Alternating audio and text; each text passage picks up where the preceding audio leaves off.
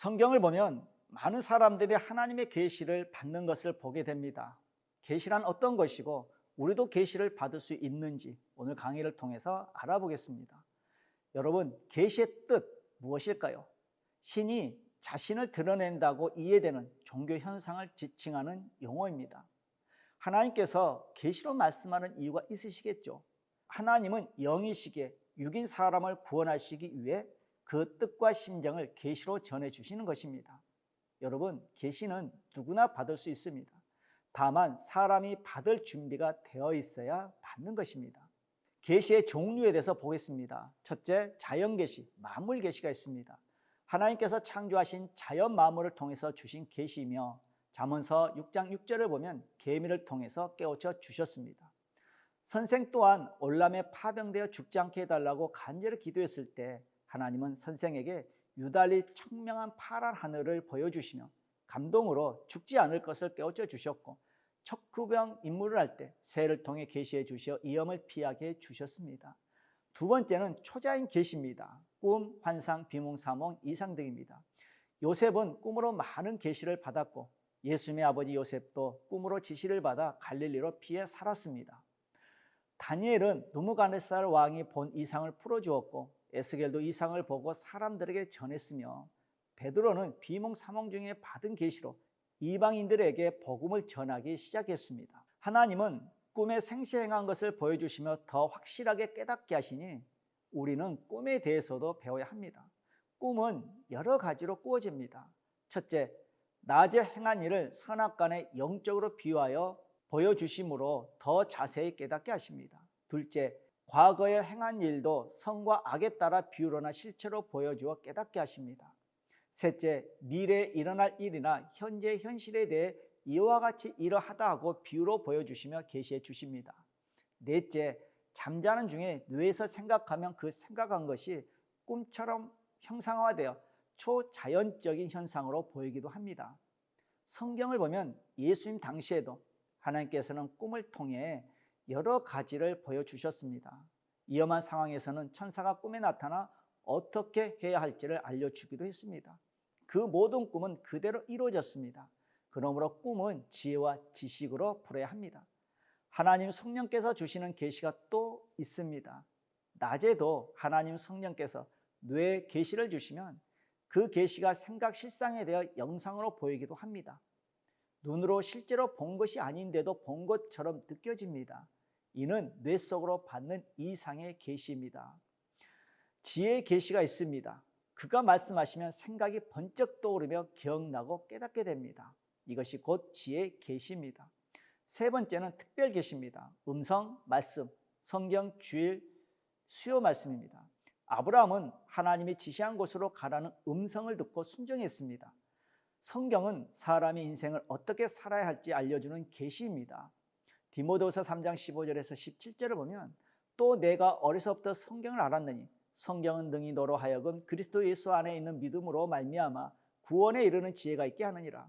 모든 성경은 하나님의 감동으로 된 것으로 교훈과 책망과 바르게 함과 의로 교육하게 유익하니 이는 하나님의 사람으로 온전케 하며 모든 선한 일을 행하게 온전케 하려 함이니라 했습니다.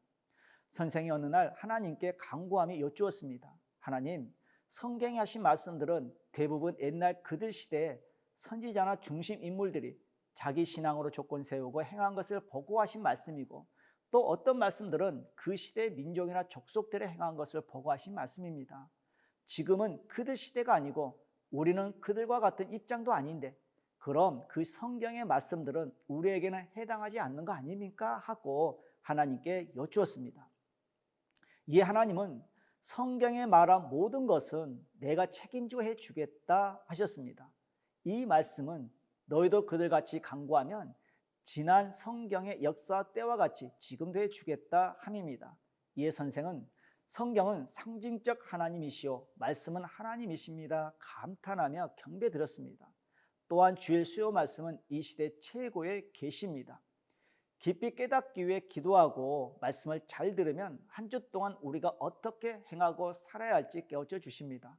그리고 보여줄 마음물이 없거나 급할 때는 그 사람에게 생각나게 하시거나 감동을 주시어 깨닫게 하시고 아예 여건을 틀어 역사하기도 하신다는 것을 알아야 합니다. 이와 같이 자기에 대하여, 어떤 문제에 대하여, 하나님과 성령에 대하여, 타인에 대하여 깨닫고 알려고 하고 온전한 계시를 받고자 해야만 계시하는 자가 계시해 주시고 계시가 와도 알게 됩니다.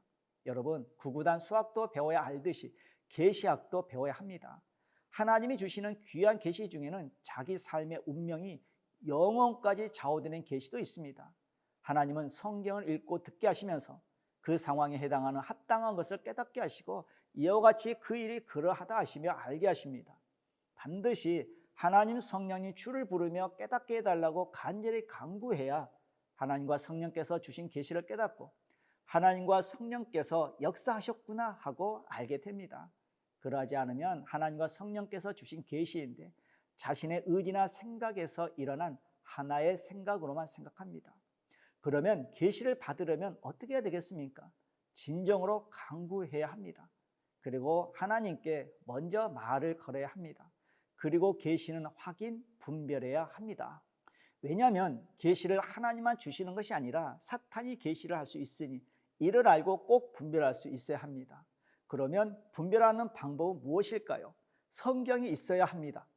부분이 아닌 전체적으로 볼 때 모순이 없어야 합니다. 그리고 실제로 이루어져야 합니다.